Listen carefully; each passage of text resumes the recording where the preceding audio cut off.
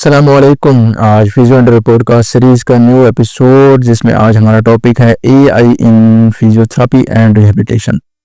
AI in physiotherapy and rehabilitation को details as deep discuss करने के लिए आज हमारे साथ मौजूद है, इंडिया से स्पेशल गेस्ट हमारे साथ मौजूद है, डॉक्टर वकार नकवी सर।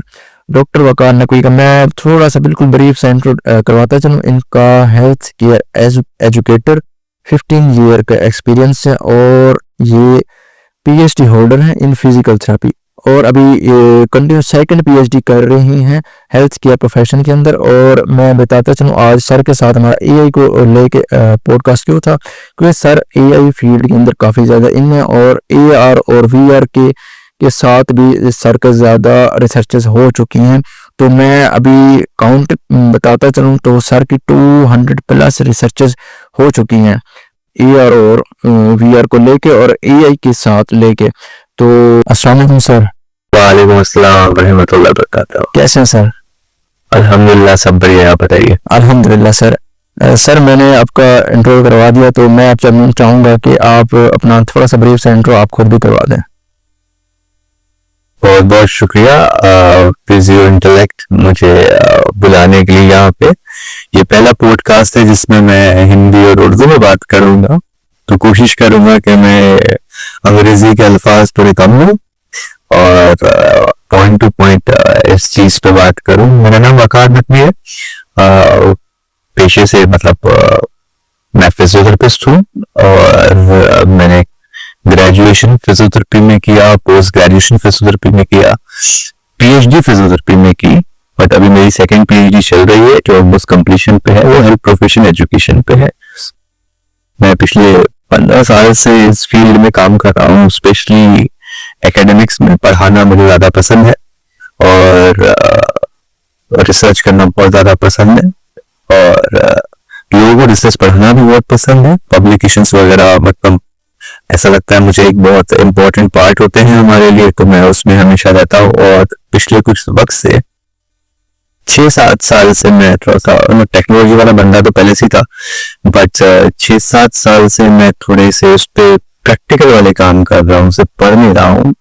तो चाहे वो गेट एनालिसिस हो, चाहे वो ऑगमेंटेड रियलिटी हो, वर्चुअल रियलिटी हो, एआई हो और रिसर्च हो, तो उस पर काफी सारा काम कर रहा हूँ। यहाँ तक कि मेरा पीएचडी का टॉपिक भी virtual reality, gamification, digital radial fracture में था। और मैं 2015 में जब से हांगकांग गया था एज अ रिसर्च असिस्टेंट, तब से थोड़ा सा और ज्यादा एक वो आ गया था कि टेक्नोलॉजी पे काम करना है। तो अभी वही सब चीज चल रही है और पिछले 2 साल से तो मैं एआई पे मेरे रिसर्च पेपर्स, एआई पे वर्कशॉप्स लेता हूँ, एआई टूल्स सिखाता हूँ और अल्हम्दुलिल्लाह हर महीने कहीं ना कहीं कोई एक पब्लिकेशन तो निकलता ही है। साथ में वर्कशॉप्स ले लेता हूँ, वेबिनार ले लेता हूँ और आप लोग सबसे बात कर लेता हूँ। सर थोड़े बहुत बुक्स है, थोड़े बहुत पेटेंट्स है, बट वो रहता है ऑल द आउटपुट्स की है, व्हेन वी वर्क आउटपुट्स आते जाते हैं। ठीक सर, काफी मैं क्या बोलूं, मेरे पास वर्ड्स ही नहीं है। अच्छा सर, सबसे पहले मेरा आपसे क्वेश्चन ये होगा, आप एआई में इन है, ठीक है, एआई की फील्ड में। मेरा सबसे पहले आपसे क्वेश्चन है, व्हाट इज एआई? एआई क्या है? Artificial intelligence. यार सबसे पहले ना, एआई जो है ना वो बहुत बड़ा लोगों के लिए मिसकंसेप्शन है, ठीक है, सबसे बड़ा वो मिसकंसेप्शन। मैंने लास्ट वीक भी एक इंटरव्यू दिया था एक चैनल में इंडिया में, प्रेम के साथ।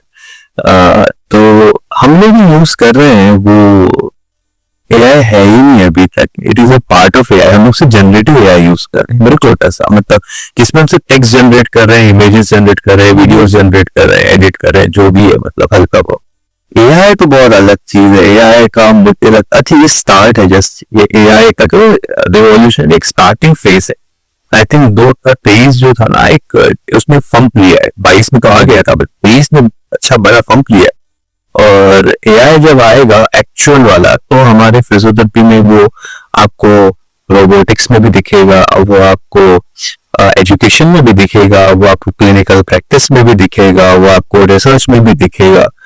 और that is a different game changer. हमने तो जस्ट अभी स्टार्ट किया है जनरेटिव एआई। पता नहीं, नजर आ भी रहा है। तो फिलहाल तो मेरा यही एक पॉइंट एआई के लिए, हम एआई नहीं जनरेटिव एआई यूज कर रहे हैं प्रिसाइजली, और अभी टाइम है अभी पूरा तरीके से एआई आने के लिए. It is just a start. अभी कह सकते हैं फिजियोथेरेपी फील्ड में इसका क्या रोल है? फिजियोथेरेपी में बहुत रोल है यार. Actually physiotherapy evidence based practice पे बिलीव करता है. हम लोग हमेशा पबमेड और एविडेंसेस और रिसर्चेस पे बिलीव अमल करते हैं. तो फिजियोथेरेपी में हो या हेल्थ साइंसेस में हो, एआई एल्गोरिथम पे वर्क करता है और फिजियोथेरेपी एविडेंस बेस्ड प्रैक्टिस पे काम करती है. एविडेंस बेस्ड प्रैक्टिस भी एल्गोरिथम पे ही काम करती है. जो बाकी पेपर्स ने, जो बाकी रिसर्च ने किया, वो हमको करता है. तो फिजियोथेरेपी एआई में एजुकेशन में भी बहुत काम का है, क्लिनिकल प्रैक्टिस में भी बहुत काम का है, और रिसर्च में भी बहुत काम का है. सही. सर मैं आपसे अगर पूछूं, आप तो इसमें मतलब रिसर्चेस कर रहे हैं, तो अभी तक आपने क्या फाइंड किया? कौन से टूल्स ऐसे या टेक्नोलॉजी ऐसे हैं जो फिजियोथेरेपी में या रिहेबिलिटेशन में यूज हो रही हैं? इसमें भी देखिए फिर से ना 3 एस्पेक्ट है. पहला एस्पेक्ट ये है कि आप जो यूज एप्लीकेशंस पूछ रहे हो वो एकेडमिक रिलेटेड पूछ रहे हो, क्लिनिकल रिलेटेड पूछ रहे हो, डिफरेंट या रिसर्च रिलेटेड पूछ रहे हो. तीनों में अलग चीज. आप तीनों एक चीज नहीं. अब जब आप एकेडमिक की बात करोगे, जब एकेडमिक जो होते हैं फिजियोज, हेल्थ केयर साइंसेज वाले अगर कोई ये पॉडकास्ट सुने, तो अब वो एकेडमिक्स में हो तो आपको असाइनमेंट बनाना हो, आपको क्वेश्चन पेपर्स बनाने हो, आपको सिलेबस बनाना हो, आपको असेसमेंट करना हो, आपको एग्जाम्स बनाने हो, तो उसकी एक एप्लीकेबिलिटी अलग है, उसके टूल्स अलग है. आप जब क्लिनिकल प्रैक्टिस में हो तो उसके अलग टूल्स हैं. बिल्कुल. आप रिसर्च में हो तो उसके अलग अलग टूल्स हैं. बिल्कुल. हर फील्ड में डिफरेंट है. हर फील्ड में डिफरेंट है. हर रोज 150 टूल्स आ ही रहे हैं. तो ऐसा नहीं है बोल सकते कि कौन कौन से टूल्स है. हर चीज के टूल्स अलग है. बट बेसिक मैं बोलूंगा, चैट जीपीटी हो, क्लॉड हो, जेमिनाई हो, ये एक ऐसे टूल्स हैं, ये बहुत अच्छे स्टार्टिंग पॉइंट है. मैं ये नहीं बोलूंगा ये एआई है, जनरेटिव एआई है प्योर, बट मैं ये बोलूंगा कि यहाँ से हम एक चीज सीख सकते हैं कि ये चीजें काम कैसे कर रही है. ठीक. सर मैं अगर आपसे रिसर्च का, आपने बताया है कि आपको रिसर्च है, रिसर्च के अलावा जो है ना एआई फील्ड का फिजियोथेरेपी में रोल ठीक है, उसमें क्या चेंजेस आ चुके हैं अब तक? कि अब 2024 आ चुका है, तो इसमें क्या चेंजेस आ चुके हैं? चेंजेस तो ये आए हैं कि यार अभी मतलब हम लोग की जनरेशन अगर आप छोड़ दो, अगर आप यंग जनरेशन छोड़ दो, अब वो गूगल नहीं करते. बिल्कुल नहीं. बिल्कुल नहीं. हम लोग की जनरेशन गूगल करती थी, अब वो ये जनरेशन गूगल नहीं करती. ये जनरेशन चैट जीपीटी पे पूछती. वेबसाइट में खत्म हो गया है ना. ये सबसे बड़ा चेंज है. यहाँ तक कि अगर आप लिंक्डइन के पोस्ट देखो या फिर लोगों के असाइनमेंट्स भी देखो या फिर क्वेश्चन आंसर्स भी देखो, तो आपको समझ में आता है कि ये इतना अच्छे से लिखा है. It is too good to be good. वो बिल्कुल पता चल जाता है. तो एक सबसे बड़ा चेंज तो दिख रहा है, और जो कि अच्छा है. मतलब एआई का जो यूज है ना, वो it is to augment our work, not to replace our work. अगर पब्लिक अपनी खामियों को छुपाने के लिए इस चीज को यूज करके उसको अच्छा प्रोडक्टिविटी बाहर ला रही है, तो it is a good thing. I won't say कि it is a bad thing, it is a good thing. सही.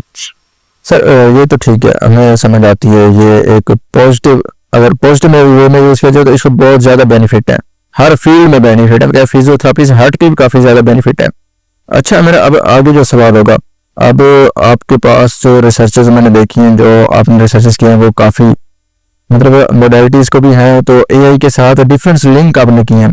तो मैं आप पूछूंगा डायग्नोसिस में ट्रीटमेंट में इनका अगर लिंक करना चाहें तो एआई ने कैसे करनी है, रोल कैसे प्ले करता है एआई? बहुत ही इंपॉर्टेंट और बहुत ही उम्दा सवाल है आपका. अभी क्या होता है, अभी मैं थोड़ा सा एग्जांपल देता हूँ ब्रीफ करके. अगर आपको मसलन चैट जीपीटी अगर आपको अच्छे से यूज करना आता है, अगर आपको सब्सक्रिप्शन बेस्ड है और आपका क्लिनिक है और आप पेशेंट्स देखते हो, आपके पास कम से कम 50 ई बुक्स है. कुछ तरीके होते हैं इसमें जिसमें आप पर्सोना बना सकते हो, नॉलेज दे सकते हो चैट जीपीटी को, और आप पूरी 50 बुक उसमें अपलोड कर सकते हो. अब आपके पास पेशेंट आया, अब होता है कि हम लोग के साथ एक कॉमन सी चीज है, पेशेंट आया, हम लोग साइन एंड सिम्टम समझ लेते हैं पर डायग्नोसिस नहीं कर पाते. बट अगर आपका ये चैट जीपीटी मॉड्यूल या क्लॉड का मॉड्यूल जिसमें आपने 50 बुक्स डाल के रखी है, आप उसको साइन एंड सिम्टम्स दो ना, वो आपको वो 50 बुक के नॉलेज से डिफरेंशियल डायग्नोसिस निकाल के दे सकता है कि ये कंडीशन होती है, वो सरल दी है. बिल्कुल आप उसको अपने ओपन आई से क्रॉस चेक कर सकते हो कि हाँ ये है या नहीं। उसके बाद आप ट्रीटमेंट भी पूछ सकते हो, आप पबमेड भी कनेक्ट कर सकते हो चैट जीपीटी से। तो ये आपके लिए बहुत अच्छे गाइड, एक मेंटर बन जाता है। जब हम कहीं, और देखिए चैट जीपीटी में दो रास्ते होते हैं, एक आप चैट जीपीटी से नॉर्मली पूछो, लेकिन या अगर आप चैट जीपीटी से पबमेड के थ्रू या फिर बुक्स के थ्रू पूछो, दोनों के आंसर्स अलग रहेंगे और हम लोग स्पेसिफिक आंसर कोशिश करते हैं निकालने के लिए। तो ये डिफरेंशियल डायग्नोसिस और डायग्नोसिस हो और ट्रीटमेंट हो, इसके लिए बहुत अच्छा ऑगमेंट कर देता है कि हम अगर साइन एंड सिम्टम्स देखें तो हमको ट्रीटमेंट तक बता सकता है, कितने क्या देना है, उसका फिट प्रिंसिपल क्या लगाना है, वो सब चीजें भी बता सकता है। मतलब आप ये कहना ये चाह रहे हैं कि जितनी अच्छी प्रॉम्प्ट होगी उतना अच्छा रिजल्ट मिलेगा हमें, जितने अच्छे सवाल होंगे जवाब उतना उतना अच्छा होगा। बिल्कुल बिल्कुल ऐसे ही है। ठीक, सवाल ही गलत होगा तो जवाब भी गलत होगा। बिल्कुल ऐसे ही है। अच्छा सर, अब नेक्स्ट क्वेश्चन की तरफ चलते हैं। हम अगर अपडेट रहना चाहें तो इससे हम कैसे अपडेट रह सकते हैं इस एआई से एज अ फिजियोथेरेपिस्ट? हाँ देखो, यहाँ पे भी बात सवाल की आ गई। इसका जवाब को पिछले सवाल से मैं साथ में जोड़ता हूँ। जिस दिन आप ये सोचोगे कि मैं एक यूजर नहीं, मैं कंट्रीब्यूटर हूं, तो आपके पास सवाल ज्यादा रहेंगे कि यार इस ऐप में ये नहीं हो रहा, अब क्या, इस टूल में ये नहीं हो रहा, अब क्या, मैं यहाँ फंस गया, अब क्या। फिर आपका उसका जवाब ढूंढना शुरू करोगे तो आप अपडेटेड रहोगे, क्योंकि आप जवाब ढूंढोगे, आपके सवाल ही नहीं रहेंगे तो आप अगले जवाब ढूंढोगे। आप ये मत सोचो कि आप यूजर हो, बैठे हो, आपको जो मिल रहा है नेट से आप यूज करें, नहीं नहीं नहीं, आपको कंट्रीब्यूटर, एक एक्टिव कंट्रीब्यूटर बनना पड़ता, और आपको देखना पड़ेगा कि मैं क्या यूज कर रहा हूँ। मैं अगर मैं नए एप्स लेके ढूंढता हूँ तो मैं ये देखता हूँ कि मेरी ये चीज रुक गई, अब इसके लिए कुछ है क्या, तो मैं सर्च करूंगा तो मुझे मिलेगा, फिर मैं उसको चेक करूंगा कि सही चल रहा है या नहीं चल रहा। बस सही, खुद को फाइंडर और खुद को रिसर्चर बनना पड़ेगा, ऐसा ना? बिल्कुल सही, हमको क्यूरियस बनना पड़ेगा, हमको सवाल ढूंढने पड़ेंगे, बिल्कुल जवाब नहीं ढूंढने, हमको सवाल ढूंढने। अच्छा सर, ये तो हो गया। अब मैं सवाल करूं कि फ्यूचर में क्या ऐसा हो सकता है कि एआई ऐसा हो कि वो मैनुअल थेरेपी को ही खत्म कर दे? क्या ये पॉसिबल है? यह जवाब क्या, पहली बात तो फ्यूचर कोई भी प्रेडिक्ट नहीं कर सकता, ना मैं ना आप, ठीक है, ना मैं नॉस्ट्राडामस भी नहीं हूँ, या ना कोई भी नहीं। हाँ, बट जो जिस तरीके से चीजें चल रही है, वी नेवर नो। बीच में मैंने 2-3 महीने पहले एक शायद किसी का पेटेंट या फिर किसी का टूल देखा था, जो कि एक छोटा सा था, आप बैक के ऊपर रख दो एआई बेस्ड, और वो पूरा इवेलुएट करके कुछ ट्रीटमेंट भी दे रहा था। तो मैं तो मतलब कंट्रोवर्शियल बात हो जाएगी, बट आई फील कि manual therapy robots with AI हम लोग देखेंगे 10 साल में। चलो इंशाल्लाह देखेंगे, जरूर देखेंगे। अच्छा सर, अब हम चलते हैं न्यूरो रिहैबिलिटेशन। नहीं, इस पे ठीक है। आप अभी यहाँ पे भी गलत है, आप बोल रहे हो देखेंगे। अब आप ये सोचो, आप खुद बना रहे हो या फिर आप रुकोगे दूसरों को बनाने के लिए? आप बनाओगे तो आप इन्वेंटर हो, आप बनाओगे तो इन्वेंटर हो, नहीं तो आप यूजर हो। इन्वेंटर बनोगे तो आगे फायदे में रहोगे, आप यूजर रहोगे तब यूजर ही रहोगे, बस यूजर तक ही रहना। तो इसमें आपको इस डोमेन में कैसे चलिए कि अभी आपको अपॉर्चुनिटीज मिल रही है। पब्लिक अगर यूजर रहेगा तो अपॉर्चुनिटी नहीं मिलेगी, आप कंट्रीब्यूटर जिस दिन बन जाओगे उस दिन आपको अपॉर्चुनिटीज मिलेगी। बिल्कुल बिल्कुल ऐसा ही है। अपॉर्चुनिटी फाइंड करने के बजाय अपॉर्चुनिटी खुद ही बनाए, उसके लिए सवाल बनाए। बिल्कुल बिल्कुल ऐसा ही है। अच्छा सर, अब मैं न्यूरो रिहैबिलिटेशन की तरफ चलता हूँ। न्यूरो रिहैबिलिटेशन हम देखें तो इसमें हम एआई को रहते हुए हम इसे कैसे एनहांस कर सकते हैं? क्योंकि देखते हैं स्ट्रोक के पेशेंट के लिए काफी ज्यादा आ चुकी हैं स्ट्रोक, या इसके अलावा भी मतलब देखा जाता है न्यूरो में काफी ज्यादा एआई का आ चुका है, तो हम इसे कैसे एनहांस कर सकते हैं? नहीं, इसमें मैं ये नहीं बोलूंगा कि आएगा आ चुका है। मैं ये बोलूंगा इसमें मेटावर्स में ऑगमेंटेड रियलिटी, वर्चुअल रियलिटी ये ज्यादा आया, और AI is a part of metaverse now. और मेरा खुद क्योंकि टॉपिक वर्चुअल रियलिटी पे था, तो मैं देख रहा हूँ कि जीरियाट्रिक और पीडियाट्रिक बुड्ढों में और बच्चों में वर्चुअल रियलिटी, ऑगमेंटेड रियलिटी बहुत यूजफुल है, और इसके रिजल्ट्स बहुत अच्छे आ रहे हैं, बहुत ही ज्यादा अच्छे आ रहे हैं। और जिस तरीके से अभी मैंने बीच में भी कुछ एप्स देखी जिसमें वर्चुअल अवतार बन जा रहा है आपके ऑक्यूलस के, मेरे पास खुद का ऑक्यूलस 3 है वर्चुअल रियलिटी का, एक मैं यूएस से लेके आया था, तो मुझे बहुत पसंद है, मैं उसमें आज भी खेलता हूँ, काम करता हूँ अपना। तो इसमें न्यूरो रिहैब एक ऐसा डोमेन है, या फिर अब जीरियाट्रिक ऐसा डोमेन है जिसमें ऑगमेंटेड रियलिटी, वर्चुअल रियलिटी बहुत यूजफुल है। और सबसे बड़ी बात जो लोग को शॉक करेगी कि अब वो मशीन इतनी सस्ती है, आपकी एक मशीन जो आती है IFT 10 उससे कम में भी आपको वो एक्सेस मिलते हैं। सही सर, मेरा क्वेश्चन भी अगला यही था, बिल्कुल आपने पहले बता दिया। मेरा क्वेश्चन अगला यही था, ए और वी आर में डिफरेंस क्या, पहले तो मैं ये ठीक है, लेकिन मैं आपको ये बताता चलूँ कि वो तो ठीक है मोडेलिटी, अब जैसे मोडेलिटी तो पे यूज करें AR VR को, वो ठीक है, लेकिन उनके जो सॉफ्टवेयर है ना वो लगते हैं, वो महंगे लगते हैं थोड़े। नहीं, सॉफ्टवेयर आप रेडीमेड लेते हो तो महंगे लगते हैं, अगर आप कोलैबोरेट करके बनाते हो तो फ्री में बनते हैं। ठीक है, डिफरेंस आप पूछ रहे थे क्या? AR और VR का डिफरेंस पूछ रहे थे? बिल्कुल, मैंने सवाल अगला। हाँ, तो देखिए, अब जैसे फॉर एग्जांपल आप अगर ग्रीन स्क्रीन यूज कर रहे हैं, आप उसके ऊपर कुछ भी पीछे बना सकते हो। आप चाहो तो पेरिस में बैठ सकते हो, आप चाहे तो चांद पे बैठ सकते हो, आप चाहे तो सूरज के ऊपर बैठ सकते हो। तो ये जो कंप्लीट सिस्टम है ना, ये वर्चुअल रियलिटी है। मतलब मेरे सामने आपने एक फिक्स एनवायरनमेंट रख दिया और आप उसको कैसा भी बना के हाथ में रखते हैं। राइट, मेरा पीछे रियल है, मेरा भी एनवायरनमेंट पीछे रियल है, मेरा ये सब एवरीथिंग इज रियल। अब मैंने अगर यहाँ पे पीछे में कुछ रख दिया, यहाँ बना दिया मैंने, ठीक है, तो आपके इसमें फर्क क्या है? आपका पूरा एक बनाया हुआ बैकग्राउंड है। बिल्कुल, मेरा ये रियल है पर इसमें मैं चीजें ऐड कर सकता हूँ। या फिर आपको और इजी एग्जांपल दूं, जैसे स्नैपचैट, इंस्टाग्राम में फिल्टर होता है, इसमें जबान निकल जाती है, सीन निकल जाते हैं, तो उसमें आधी रियलिटी होती है और आधा आपको बनाया जाता है। बिल्कुल, तो ये जो आपका ग्रीन बैकग्राउंड पे अगर आप काम कर रहे हो और आप पूरा बना रहे हो, ये वर्चुअल रियलिटी है जिसमें पूरा सीन बनाया हुआ है, जैसे आप मूवी देख रहे हो। ऑगमेंटेड रियलिटी में क्या होता है, आधा रियल होता है, आधा बनाया जाता है। अब इसमें छोटा सा एग्जांपल 1 मिनट में कोट करता हूं। अगर आप VR हेडसेट यूज कर रहे हो, आपके पास एक जेराइटिक पेशेंट है, न्यूरो का पेशेंट है, और मेरे पास एक फ्लोर है, मुझे उसको गेट ट्रेनिंग करानी है। अब मैं जरूरी नहीं होता कि हमेशा चीजें खरीद के लाके नीचे रखूं उसके लिए, ताकि वो फुटस्टेप वगैरह ना करे। मैं वो सेम चीज इसमें भी क्रिएट कर सकता हूँ ऑगमेंटेड रियलिटी में।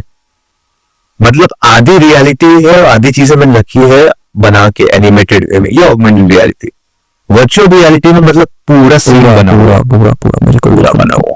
इस तरह से गेमिंग्स आ चुकी हैं, इस तरह गेम आ चुकी हैं। इसको इमर्सिव बोलते हैं, इमर्सिव बोलते हैं। जब आप उसके अंदर फील करते हो तो मैं उसके अंदर।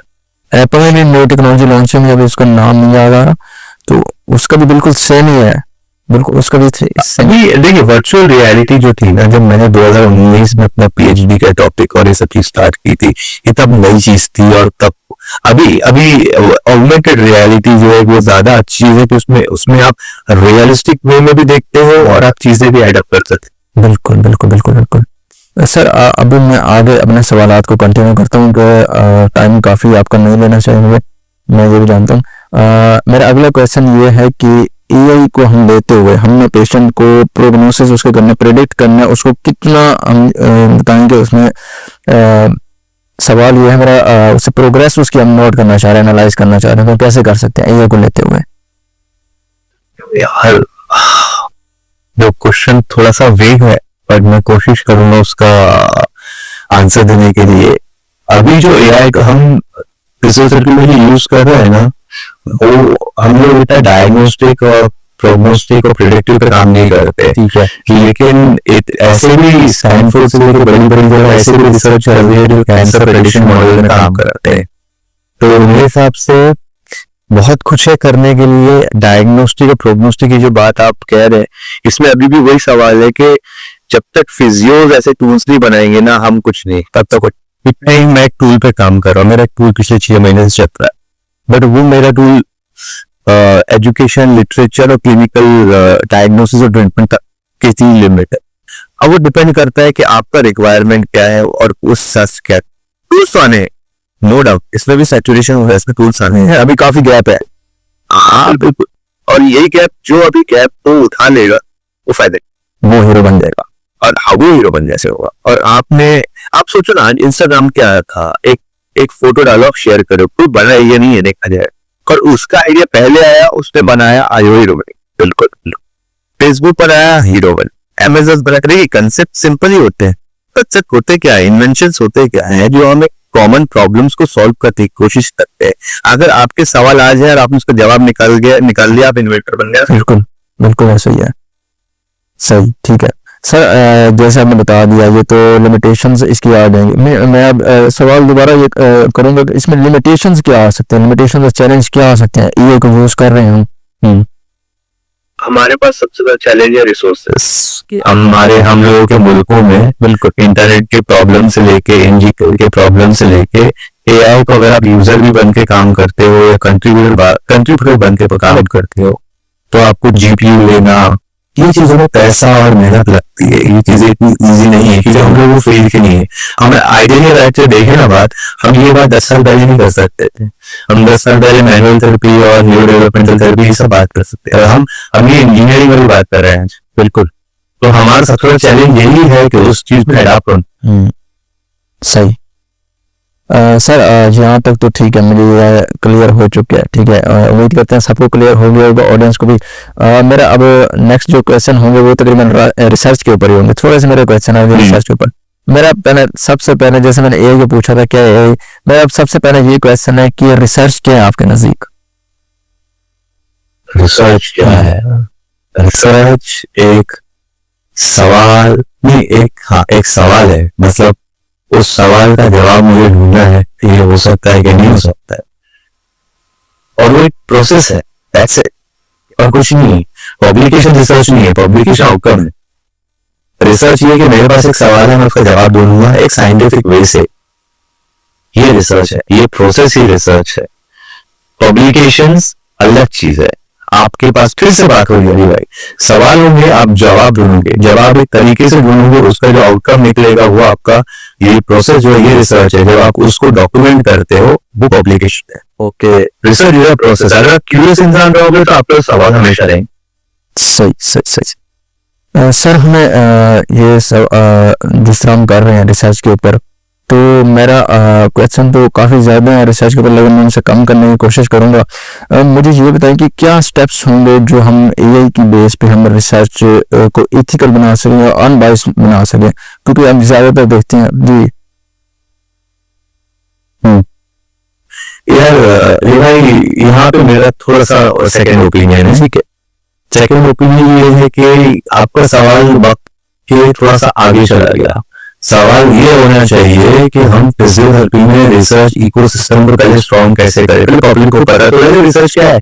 अब बायस, एथिकल और फेयरनेस तो आगे की बात हो गई, पब्लिक को बेसिक्स ही नहीं पता। नहीं सर, नकल कर रही है। इंटरप्ट मैं कर रहा हूँ आपको। मैं क्वेश्चन मेरा ये था क्योंकि आजकल जो है ना किसी को पता ही नहीं है, सीधा चैट जीपीटी जैसे आपने बताया किसी भी बोर्ड को यूज करते हैं और सीधा कॉपी करके पेस्ट, और इस तरह के कुछ है जो बगैर इन्वेस्टिगेशन के कुछ ना कुछ इस तरह के हो रही हैं, पब्लिकेशंस हो रही हैं, और पता नहीं किस तरह के जर्नल्स हैं। नहीं, ये जर्नल्स ऐसे भी हम लोग काउंट नहीं करते। ओके, हम जर्नल कभी भी पबमेड, स्कोपस और वेब ऑफ साइंस के ही काउंट करते हैं, तीन डेटाबेसेस। और ये जर्नल कभी भी ऐसे पब्लिकेशन बहुत कम चांस होते हैं कि छापे, कि वो जो लोग बैठे रहते हैं वो उनको सब दिखता है, सब समझता है। सबसे इम्पोर्टेंट बात, प्लेगरिज्म डिटेक्शन सॉफ्टवेयर होते हैं जैसे टर्निटिन सबसे स्ट्रॉन्ग है। जो लोगों को लगता है कि जैसे चैट जीपीटी और जेमिनी यूज करके पेपर बना के सबमिट करूंगा, मेरा Q1 Q2 पब्लिकेशन हो जाएगा, ऐसा नहीं होता है, ऐसा नहीं हो रहा है, नहीं हो सकता। ठीक है, वो खेलने के लिए ठीक है, टेस्ट मतलब प्रैक्टिस मैच के लिए ठीक है, बट रियल रिसर्च में आपकी क्रिएटिविटी चाहिए रहती है, और वो क्रिएटिविटी में से आपको समझ में आना चाहिए कि मुझे ये एआई को कैसे यूज करना है रिसर्च में ऑगमेंट करने के लिए। तो जो लोग यूज कर रहे हैं वो फेक जर्नल्स, क्लोन जर्नल्स और अनइंडेक्स में बिल्कुल पब्लिश कर सकते हैं, but it carries zero value. वो तो छोड़िए, अगर आप ऐसे जर्नल में पब्लिश कर रहे हो तो पब्लिश स्कोपस, ये एक मेरे तरफ से मैसेज भी है प्रियावा, स्पेशली हमारी फील्ड के लिए, अगर आप publish Scopus web of science छोड़ के पब्लिश कर रहे हो, ये आपके जीरो इम्पैक्ट तो है, प्लस अगर आप सीवी में लिखते हो तो आपको प्रोफाइल को नेगेटिव इम्पैक्ट में लेके जाता है। पहले 2 या 3 पब्लिकेशन हो बट डेटाबेस में हो, और एक अच्छे वाले पब्लिकेशन। तो अगर आप ऐसे वाले पब्लिकेशन सीवी में डालते हो वो नेगेटिव है। सही।